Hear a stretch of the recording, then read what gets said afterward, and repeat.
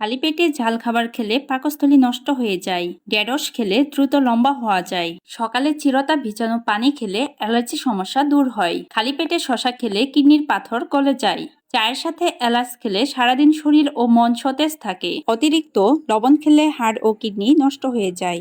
নিয়মিত কলা খেলে রাতের ঘুম ভালো হয় ও সকালে পেট পরিষ্কার হয়।